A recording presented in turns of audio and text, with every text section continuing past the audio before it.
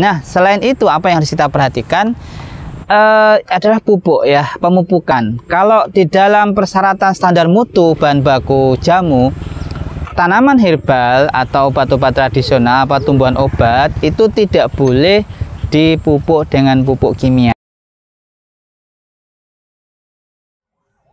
Sobat sehat, kita ketemu lagi di sesi bagaimana ya kita bisa bercocok tanam dengan baik dari tumbuh-tumbuhan herbal yang banyak dibutuhkan ya.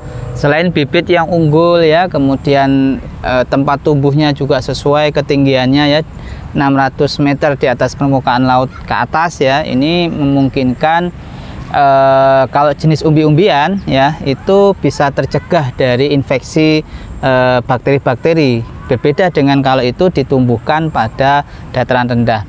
Nah, selain itu apa yang harus kita perhatikan adalah pupuk ya, pemupukan. Kalau di dalam persyaratan standar mutu bahan baku jamu, tanaman herbal atau obat-obat tradisional, tumbuhan obat itu tidak boleh dipupuk dengan pupuk kimia ya. Artinya itu nanti akan meninggalkan residu pestisida kimia yang itu sangat dicegah supaya memang untuk herbal tidak boleh. Maka solusinya adalah menggunakan pupuk-pupuk alami. Apa saja yang bisa kita manfaatkan?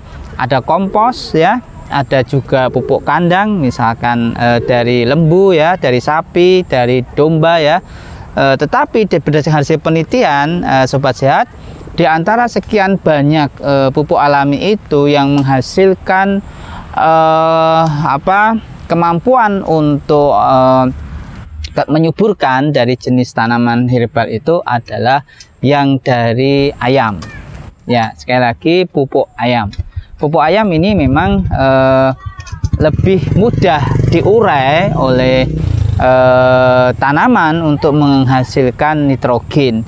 Oleh karena itu dari sisi kecukupan sumber nitrogen inilah, maka pupuk ayam adalah lebih baik dibandingkan jenis pupuk yang lain. Maka ketika kita sudah tahu tentang bagaimana pemilihan pupuknya atau jenis pupuknya ya, dari antara lembu, kemudian tadi kambing, kemudian pupuk ayam, maka kita bisa menggunakan jenis yang pupuk ayam. Karena apa? Dia lebih mudah diurai nitrogennya oleh tanaman tersebut. Selain pupuk, apa yang harus kita perhatikan?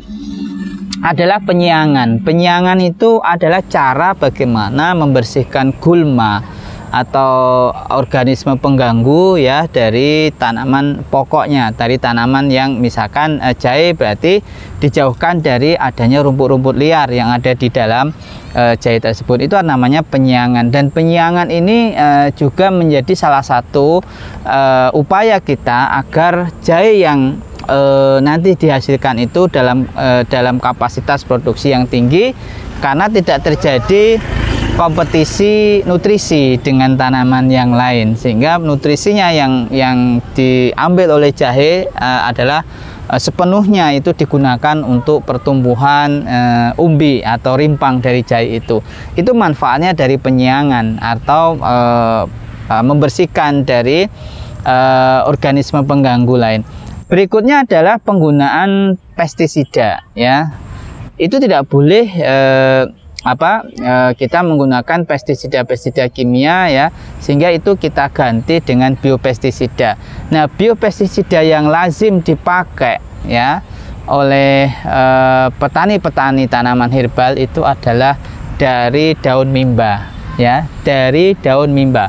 Jadi daun mimba itu nanti kita buat menjadi konsentrat atau bahan ekstrak yang kental, lalu nanti bisa kita encerkan 1:10 dengan air dan cukup disemprotkan pada tanaman-tanaman herbal kita yang terserang misalkan seperti bakteri pelayu daun ya, kemudian jenis-jenis ulat ataupun belalang ya, itu bisa kita hindarkan dengan penggunaan biopestisida yang bahan bakunya adalah mimba. Jadi sangat mudah kan? Inilah yang kita harapkan pertanian yang disebut dengan istilahnya green technology, atau kita menggunakan sumber biopestisida yang ada di kanan kiri kita, terutama yang bersumber untuk biopestisida adalah dari mimba.